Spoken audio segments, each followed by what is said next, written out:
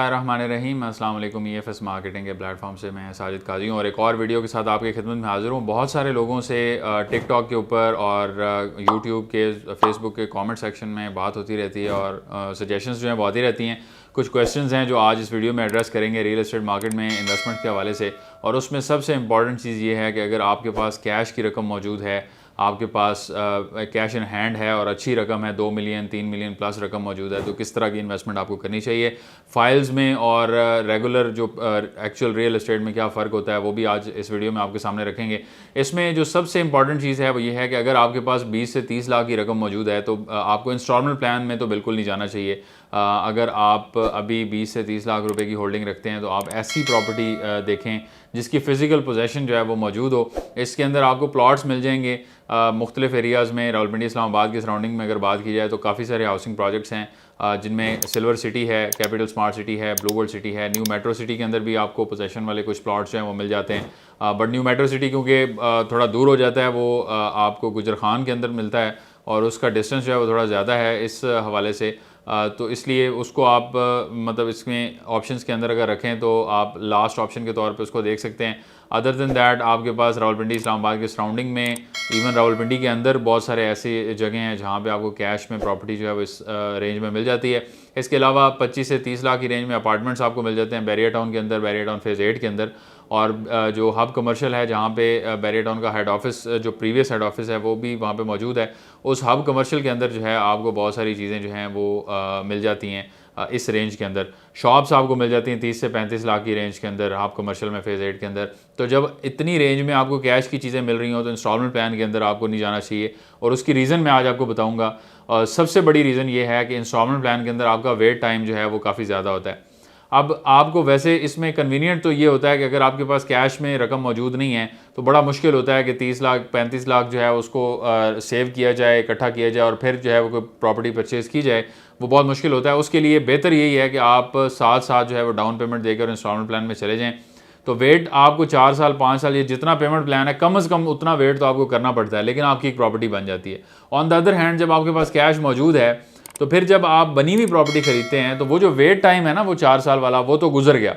अब आपके पास जो है वो एक रेडी चीज़ मौजूद है। अब अगले 2 से 3 साल में उसकी एक जो एप्रिसिएशन वैल्यू है, यानी उसके अंदर जो बेहतरी आएगी उसकी प्राइस के अंदर, वो भी आपको उसमें ऐड अप होगी। प्लस अगर आप अपार्टमेंट ख़रीदते हैं या शॉप ख़रीदते हैं तो उसकी एक रेंटल इनकम भी जनरेट हो रही होगी जो कि आपको माहाना की बुनियाद पर मिल रही है या सालाना की बुनियाद पर मिल रही है।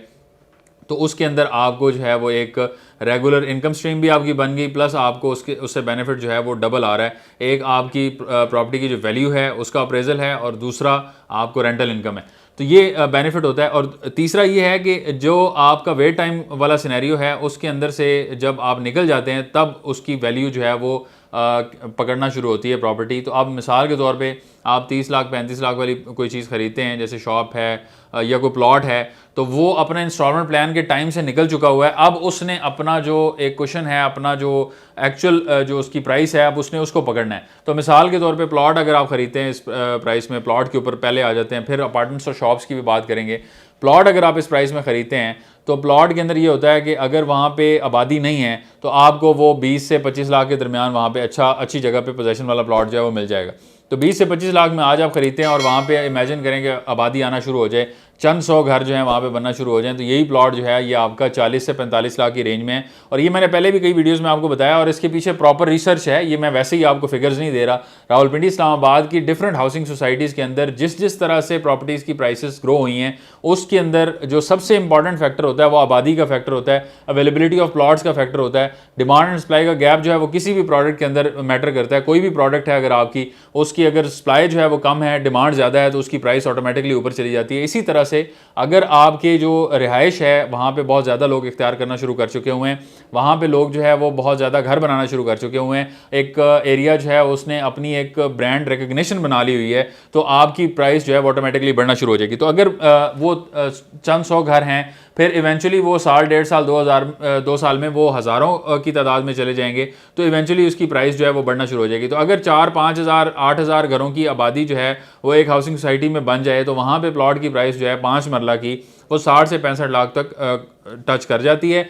और ऐसी जगह पे आपको फिर वो वैल्यू जो है वो आपकी मिल रही है जो कि आपने 2 से 2.5 साल या मैक्सिमम 3 साल के अंदर जो है वो अचीव की है अगर आप ऑन ग्राउंड प्रॉपर्टी खरीदते हैं। यानी आज से 2.5 साल बाद किसी भी ऐसी सोसाइटी में, जो मैं आपको सोसाइटीज़ बता रहा हूँ, यहाँ पे आबादी जो है वो आना शुरू हो जाएगी, तो आपको जो है वो इसमें इतना क्वेश्चन ज़रूर मौजूद है कि अगर सैकड़ों की तादाद में भी घर बनते हैं यहाँ पे, तो आप 45 से 50 लाख की रेंज में आपकी प्रॉपर्टी जा सकती है। डबल रिटर्न जो है वो आपको यहाँ पे मिल सकता है।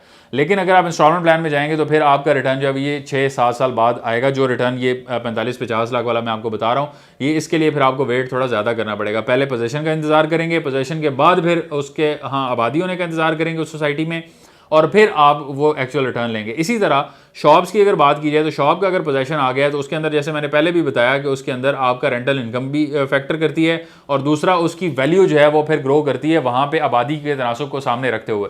अगर वहाँ पे कमर्शियल प्रॉपर्टी जो अवेलेबल है जहाँ पे उसके सराउंडिंग में आबादी उस तरह से मौजूद नहीं है, तो कमर्शियल की उतनी वैल्यू नहीं होगी जितनी आबाद इलाके में वैल्यू होती है। तो जैसे जैसे आबादी बढ़ना शुरू होती है वैसे वैसे आपकी कमर्शियल की प्राइस भी बढ़ती है, रेंटल रिटर्न भी बढ़ता है। और वो सिर्फ इस वजह से नहीं बढ़ता कि आबादी बढ़ रही है, वो इस वजह से बढ़ता है कि जो वहाँ पे बिजनेस कर रहा होगा आपकी शॉप में बैठ के, उसका बिजनेस अच्छा आ रहा है वहाँ से, तो वो आपको अच्छे पैसे देना जो है वो गवारा कर सकेगा या अफोर्ड कर सकेगा आपको देना, तो आपको वो पे करेगा। अगर वहाँ पे बिजनेस नहीं होगा, तो आपने देखा होगा ऐसी जगह पे जहाँ पे बिजनेस कम होता है, तो वहाँ पे शॉप्स जो है वो रेंट पे 2-3 माह 4 माह से ऊपर नहीं लगती। 2 माह लगी, फिर कोई और आया, किसी ने फोटो स्टूडियो बनाया, वो चला गया, फिर किसी ने सब्जी की दुकान डाली, वो चला गया। तो ये सिलसिला जो है वो चलता रहता है। तो बहरहाल इन चीज़ों को आपने सामने रखना है। 30 से 40 लाख का बजट है, 50 लाख का बजट है, तो फिर आपके पास बहुत प्राइम लोकेशन के ऊपर बड़ी शानदार जो प्रॉपर्टीज़ हैं वो आपको मिल जाती हैं।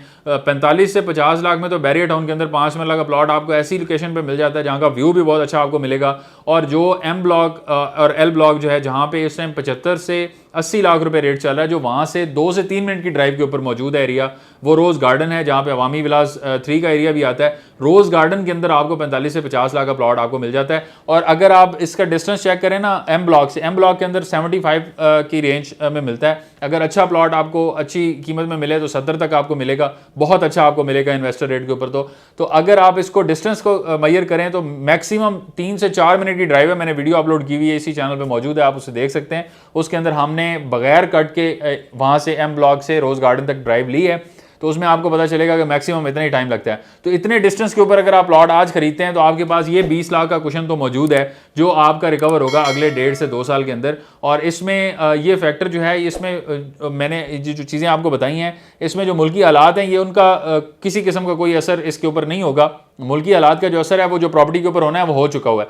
ये मैं आपको अप्रेजल्स वो बता रहा हूँ जो आबादी के इम्पैक्ट से, अब आबादी की नीड्स भी तो है ना, लोगों की नीड्स हैं मुल्क के अंदर जो लोग रह रहे हैं। अब पूरा पाकिस्तान तो मुल्क छोड़ के नहीं जा रहा, तो इस हवाले से जो लोग यहाँ पे रह रहे हैं, जिन्होंने घर बनाने हैं, जिन्होंने आबाद होना है, उनकी नीड्स हैं, और उनकी नीड्स के मुताबिक जो प्रॉपर्टी की प्राइस ऊपर जानी है इन एरियाज़ के अंदर, वो मैं आपको बता रहा हूँ। रोज़ गार्डन के अंदर खास तौर पे अगले 1.5 से 2 साल में आप एक्सपेक्ट कर सकते हैं 65 से 70 लाख का रेट यहाँ पे होगा।